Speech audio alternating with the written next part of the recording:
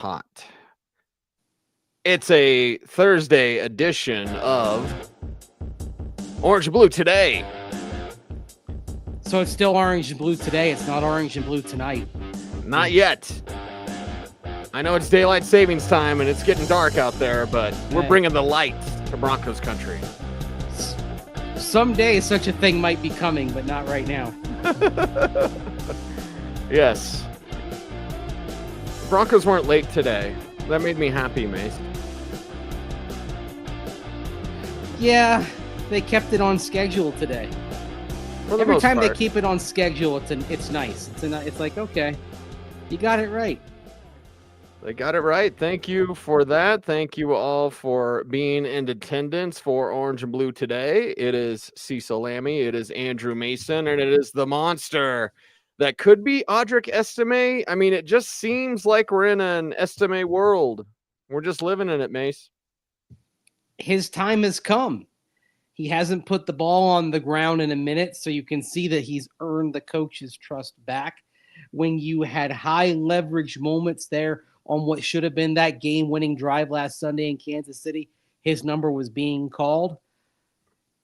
It feels like it's all tilting toward the fifth-round rookie, that he's getting these opportunities, he's capitalizing on them, and he's running with a burst that, unfortunately for Javonte Williams, we haven't seen much of since that brief flurry that he had late September into early October, where it looked like he was back to maybe his old pre-injury self, but then the production and the burst has declined for him since then, sadly.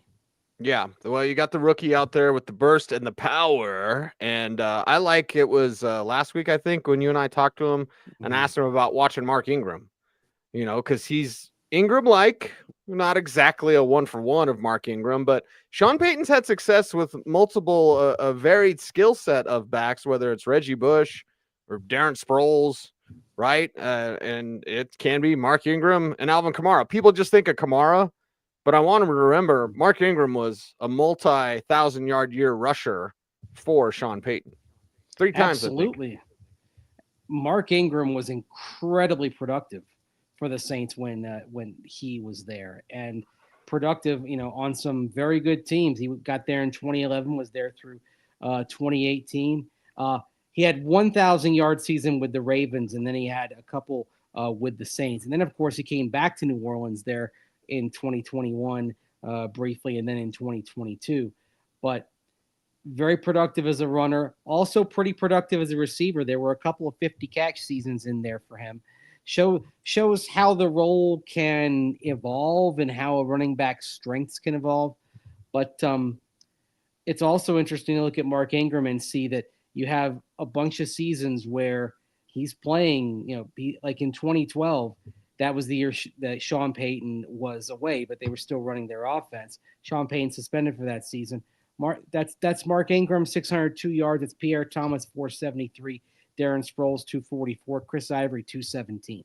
So that's another thing to consider, is he likes to mix it up. And as Joe Lombardi said today, there was a key thing that offensive coordinator Joe Lombardi said when he was talking about Mark Ingram. And if you're a fantasy player, it might be a nightmare, but for the Broncos, it might work out pretty well. Well, I think if he keeps, running the ball like he did, it certainly appeared like that. He had some success early, and you ride the hot hand. But we feel good about him. But, we feel good about Javonte. We feel good about Jaleel. But he was the one that was kind of on the good end of the reps. And, you keep gaining yards when you get the ball. We keep giving you the ball. So, we'll see how it shakes out going forward. But, yeah, I think – he's a big, tough, strong guy, and those guys are built to last. So, yeah, he can definitely handle the carries. I think the math's pretty simple, Mason. Lombardi just said it. We give you carries, you produce, we're going to give you more carries. I kind of like that.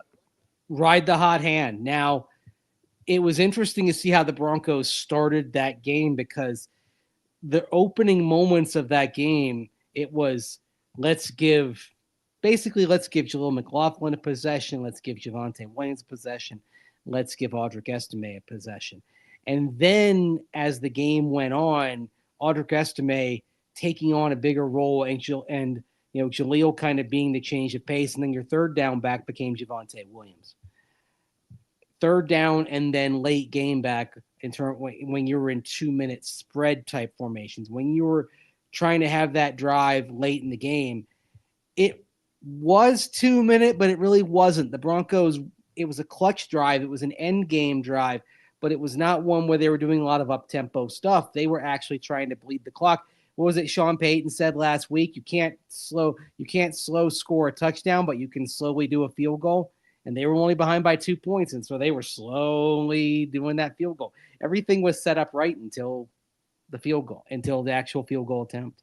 So, yeah. Ooh, that's a good comparison right there from Patrick. Estime reminds me of a better version of Reuben Drones. That name will take you back. Reuben Drones, kind of a bowling ball type a couple of decades ago. Love him. What was a fullback, and then in kind of an emergency became a tailback early in the 2004 season. Quentin Griffin had suffered a torn ACL, and Reuben Drones, man, 1,000-yard season that nobody expected. And then to his credit, got traded to Cleveland because the Broncos were in that moment where they kind of viewed running backs as disposable and completely fungible assets. He went to Cleveland, had a 1,000-yard season too, which I think really showed, hey, Reuben Drones was actually a pretty good running back, not simply a product of the Mike Shanahan system. Yeah. I would say Mike Anderson. I don't think he's probably as fast as Mike Anderson. He might be more powerful, but Mike Anderson showed up and he was pretty much a 1,500-yard rusher. I know it was a yard short, right? Like 1,499, whatever it was. But it's amazing because we think of the backs that were 1,000 yards like Tatum Bell, like Reuben Drones. Mike Anderson, he was damn near 1,500. So that's a different level. And Estime, you're going to get an opportunity. And if you're hot, if you're producing, you're going to get more of an opportunity. But that doesn't mean Jaleel's done. And that even doesn't mean Javonte's done, who you and I have said he's the new Samaje Perine. Yeah, and they were getting some use out of that in the game, putting him in more on third downs. And that may be what best suits him because Javonte is still a pretty effective running back coming out of the backfield, and he can pick up blitzes. Of course, one of the sacks came when the Chiefs did their double A gap blitz, and Javonte took care of one, but he can't take care of two.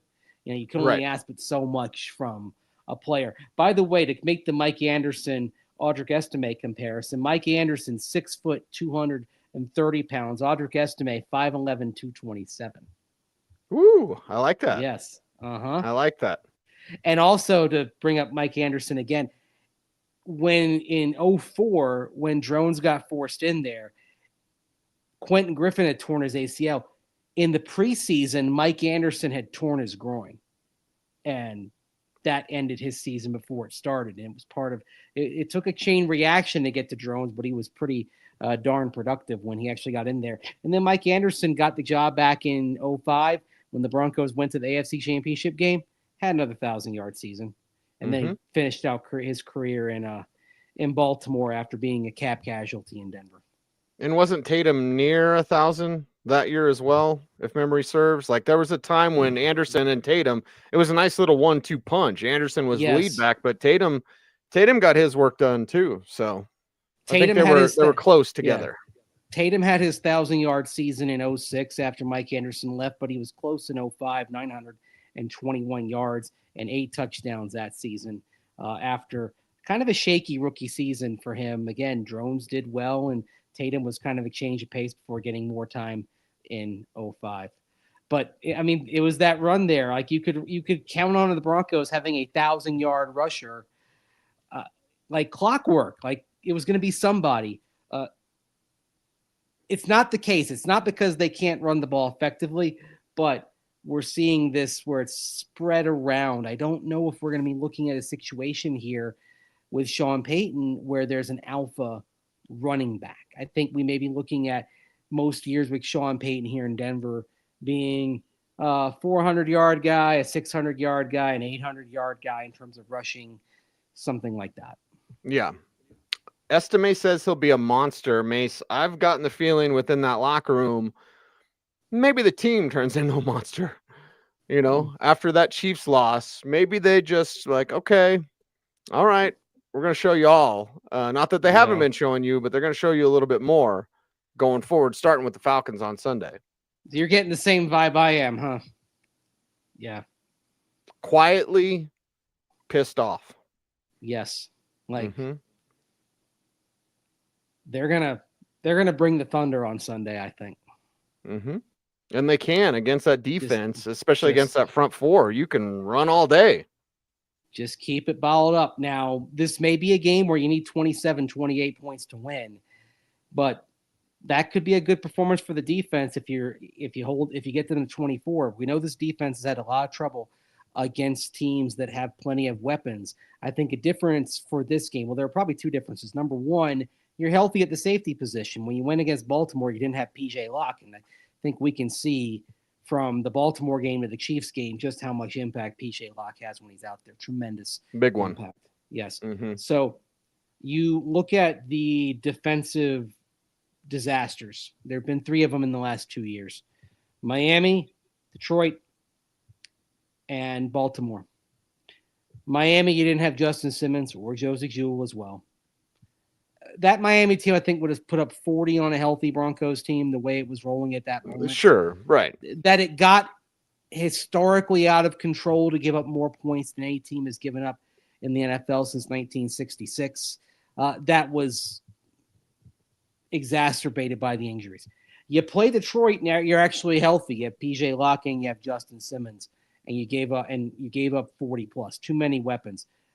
Baltimore, also too many weapons, 41 points, but you didn't have the safeties healthy. So I look at the Falcons, and this is an explosive offense, and the weaponry that they have, this is the level of pick your poison type of attack that has given the Broncos some difficulty. I am concerned about them defending Bijan Robinson out of the backfield in the pass game. I am concerned about them defending Kyle Pitts, because it's interesting. Ever since some of those trade rumors started popping up early last month, Kyle Pitts has turned a corner. It's almost like the Falcons figured out, this is what Kyle can do. This is what Kyle can't do. Let's stop asking him to do what he can't do and focus on what he can. Okay, he's not much of a blocker, but he is an incredibly effective inside receiver. Incredibly effective down the seam. If I'm Zach Robinson, I'm even looking at some Travis Kelce concepts and thinking, how can I incorporate that into what we do for this game? Because it is one of the perpetual weak spots of a Vance Joseph defense is defending the tight end. Yeah, you anticipate Drake London will be taken care of by PS2. Bijan's tough because before he came into the league, and of course with Zach, who I appreciate, he was my son's quarterback coach at Chatfield. So I knew you were going to get that Zach. in. I love it. I love Zach. Yeah. Chatfield Chargers, baby. But it's like, he's not Christian McCaffrey, brother. He might be LaDainian Tomlinson. Oh, that's tough. That's tough. If you wanted to feed Bijan, that'd be pretty tough to stop. He's pretty tough to stop. I did talk to Vance Joseph today and asked him about Tyler Algier as well. He said the tackling plan has to be different. I like that football lingo, Mace. That's what I get off on is, right, the old scouting lingo and the coach lingo. The tackling plan for Bijan is like group tackle. The tackling plan for Algier is like, hold on. That dude's a big load to bring down. Hold on and wait for help. Sometimes that's what it takes. Like, just be enough of an obstruction before help arrives. You got to also miss fewer tackles. Unfortunately, like you take Justin Sternad, for example, and definitely he's done some good things this year, but he's probably missing more tackles than you'd like. My numbers and then the Pro Football Focus numbers along with that had him at 3 missed tackles on Sunday against Kansas City. And I know there are people, they see the Pro Football Focus raw rating and the rating and like, oh wow, Justin Sternad is having a great season. The missed tackles are a concern, and that's why I don't put much stock in the PFF ratings. I put more stock in like their raw data. That's just one man's take. Right. By the way, I have so much boring Zach Robinson trivia for you. You'll remember when he worked for PFF. He worked for Mhm. PFF before he went to work for McVay. Yep. Mm-hmm. We'll get more into the McVay connections on Friday because it's one of the reasons why I think the Falcons are in really good shape to build something sustainable for the long term. They kind of, John Elway talked about winning now and winning from now on. Well, the Falcons, with what they did at quarterback, that's what they were focused on. The win now is Kirk Cousins. The win from now on is Michael Penix Jr. And you and I talked about him about him being a quarterback who might be a perfect fit in that type of scheme. So fascinating to see where he goes, because very similar to how I think Bo Nix is in the perfect scheme for him. I think Jaden Daniels with Cliff Kingsbury is in the perfect scheme for him. I think we're going to find out when Penix gets on the field that he is in the ideal scheme for his skill set. So maybe this quarterback class is going to be more than 50% the typical first-round success rate. We'll see. Yeah, we'll see. I do like how Lombardi said today he's going to give Nix more. You want to set play this that up? comment. Let's play that comment. It's very interesting to look at and listen to.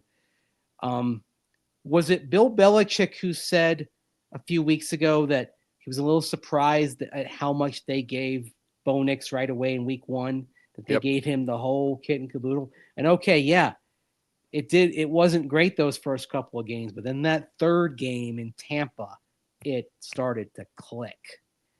And now that he's shown that he can handle the menu, you can even start building upon that. That's why one of the reasons why the next 7 games here are going to be very exciting. Listen to Joe Lombardi talk about what they're putting on Bo Nix's plate. Yeah, we give him a lot. It's just the nature of this offense. But, I think, he's one of those quarterbacks that you have trust in. Like he generally, I've said it a few times up here, he generally avoids sacks and doesn't turn the ball over. It's how he played college ball. It's how he's, for the most part, played since he's been here. And, when you trust a guy like that, it makes it easier to call games and give him stuff, because you just feel like, hey, this play will work, but he's not going to turn it over and he's not going to do something stupid. And so, I think there's probably older quarterbacks where you don't feel that way about. And I think that's just kind of the nature of his game, and we're lucky to have him. Okay. All right. It's not going to do something stupid, not going to turn over. There are probably older quarterbacks that you don't feel that way about. I mean, he's not there saying the guy's name that was the quarterback last year, but he might as well be. Oh, boy. He sent us the signal.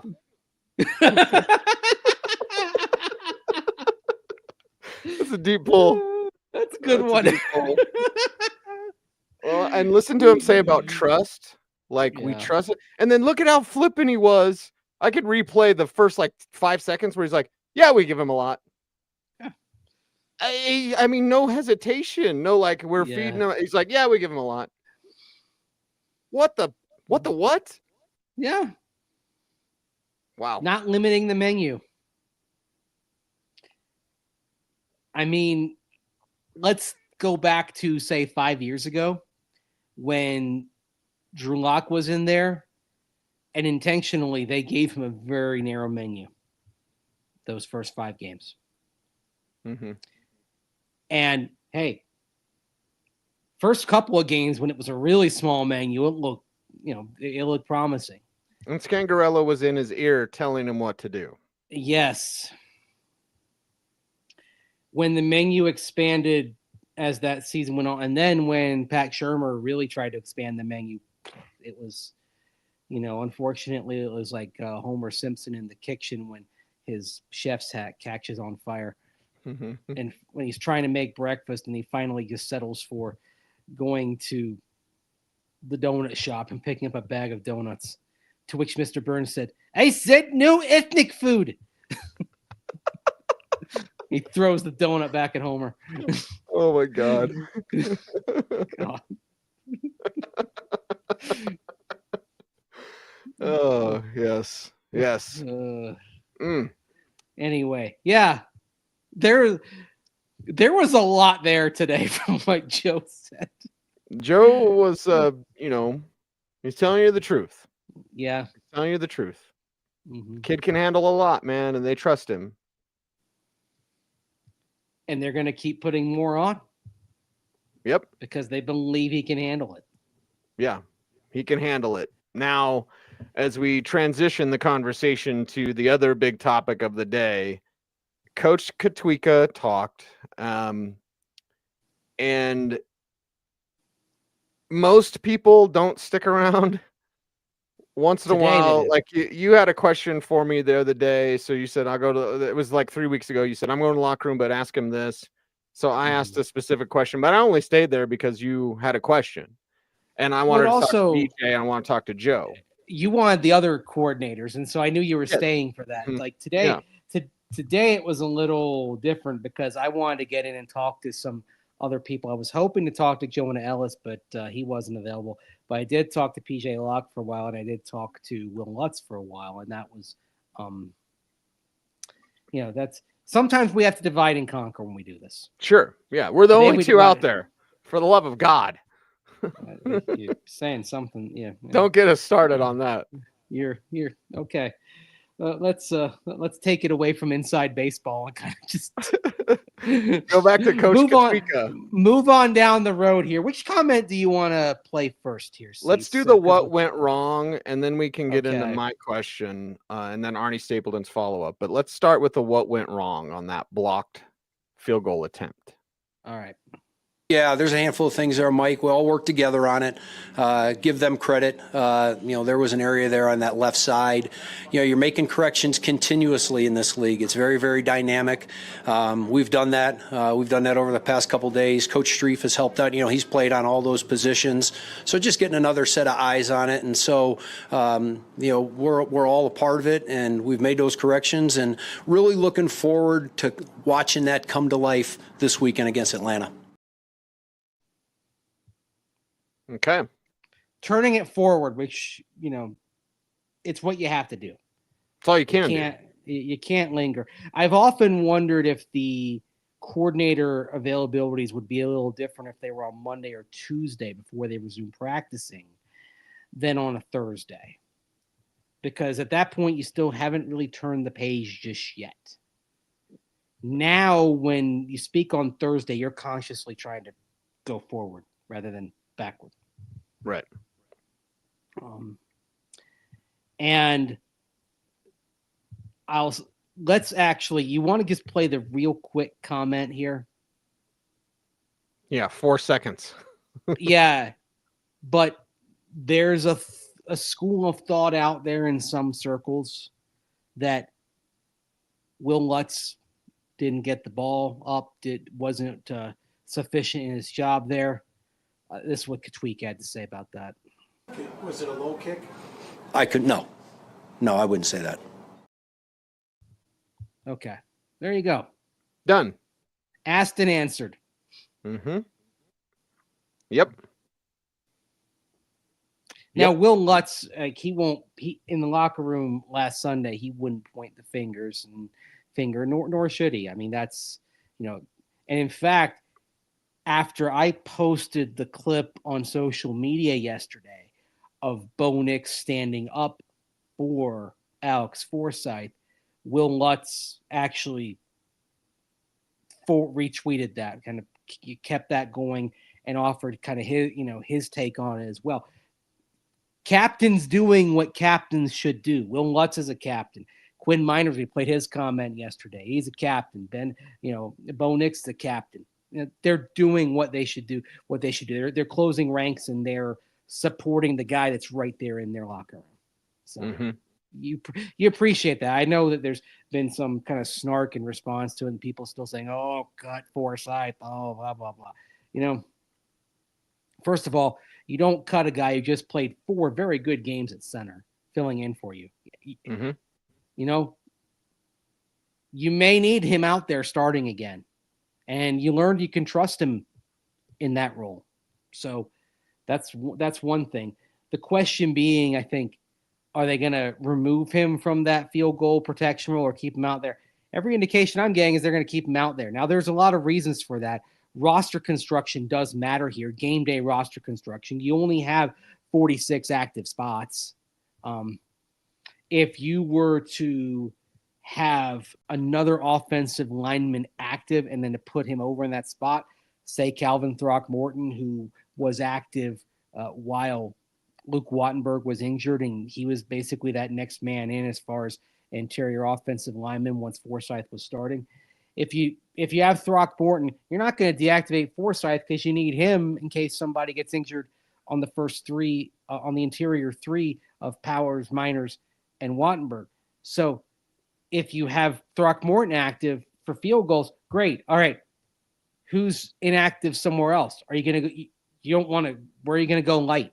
You're going to go light at receiver? Are you going to go light at safety? Are you going to go light at linebacker? And doing any of those causes its own set of problems. It's really an extremely delicate balance. I mean, we've seen, like, if they're going against a run-heavy team, they maybe have one more defensive lineman, one less safety, or vice versa when you're going up against a team like the Ravens. It's, you know, the constrictions of the 46-player game day roster mean you got to get Alex Forsyth and get the left side of the protection good on this going forward. Right. You've got some stuff to figure out, and we'll see, in fact, how they do just that. Now, we do have one more Katwika on Forsyth.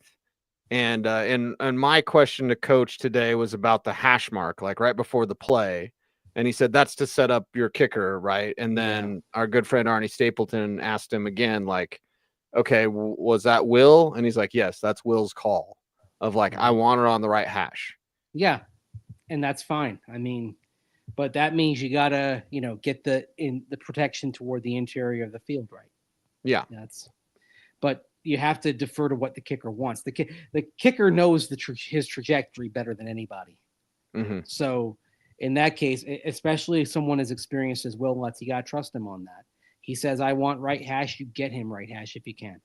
Yeah. And it's not as simple as they kick extra points from the middle. Like, that's not an extra point. No, well, it's 2 yards farther than an extra point, but on PATs, don't you have the option of choosing a hash mark? Do you not? Yes, you do. Mm-hmm. Yes. So there you go. You can say, oh, I don't want it in between. I want it on the edge. Mm-hmm. You know, yeah. A veteran kicker like Lutz knows what he wants, knows what he's doing. And, sure. You know, and set him up. I mean, with Lutz, if I have a concern, it's more about, even though you were going into the wind, it was more about being short from 60 there at the end of the first half than anything else. Because that very nearly was a disaster. And in fact, if you look at the coverage on that return, I was texting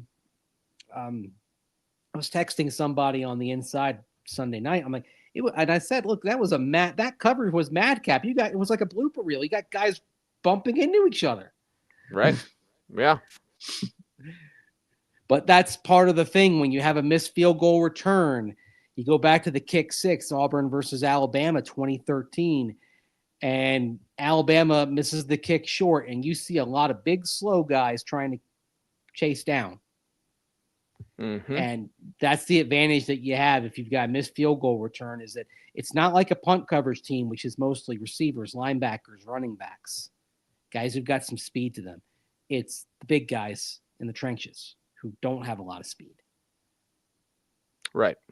So, well, here's Coach Katwika on Forsyth. Before we wrap up today's show, I want people to hear this. Well, first off, Alex is a tremendous football player. Love having him. He's a great teammate.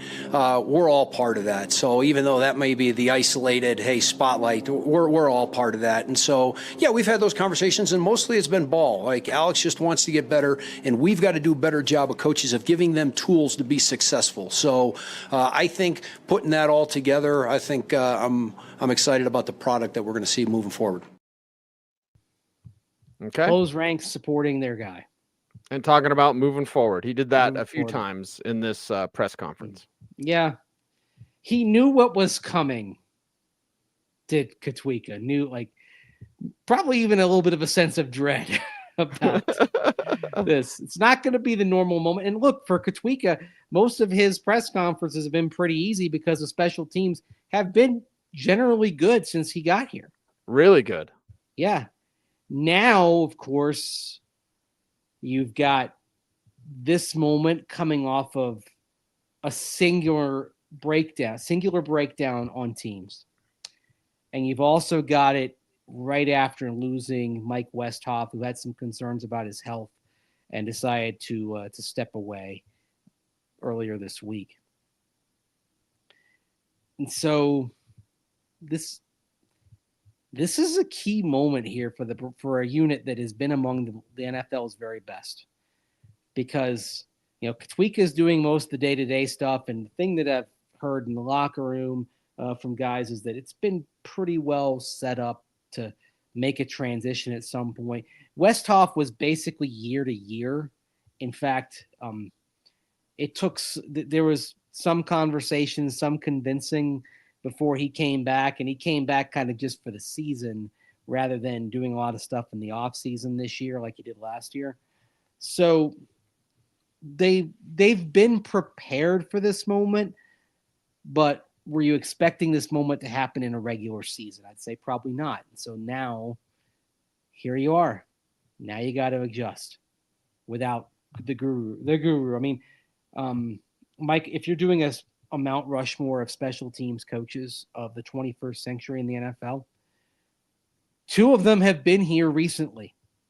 Mike Westhoff and good old Jerry Rosberg. Never forget you, Jer. Man, I may have to go watch some Jerry Rosberg press conferences tonight. If I ever want to feel better about the world, if I'm feeling terrible about the world, I just go watch some Jerry Rosberg. Dial it up. Feel good. Make you feel like you have some faith in humanity again if you're about to lose it. Warms the cockles of your heart. Maybe beneath the cockles, maybe in the subcockle area, maybe in the liver, maybe in the kidneys, maybe even in the colon. We just don't know. We have to end it there because you have to go out on top. And that, my friend, is on top. He's Andrew Mason with the mic drop moment. But we all need your help on YouTube. We're searching for a specific number of subscribers. I'll tell all. Mace has to tell me what I can't say, or else I'll say it. So, listen, we need your help. 48% of you, right, are... You're doing the number. 48% of you are not subscribed that watch this show. Please subscribe. It will help us out. It'll help the corporate overlords say, hey, those guys are pretty good. Look at what they just did. So we appreciate Do we say the other thing? I mean, maybe.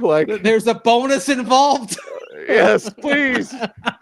We work in media. We need the bonus. Hey, we don't do any silly super chats. I'm not against just saying, hey, we don't do silly super chats. If you say something in the chat room, we'll put it on the screen as long as it's not dirty. But it's we don't ask you for much, but we do need your help on this one thing, and that's subscribing. But Mace, how else can other people help us out? Comment, share, subscribe. Subscribe and hit that notification bell so that you never miss a vid. That's right. He's Andrew Mason. You follow him on all the socials at Mace Denver. I'm at Cecil Lammey saying OBT's BFD. Thank you very much for watching. Stay tuned, and would you please, as always, stay frosty,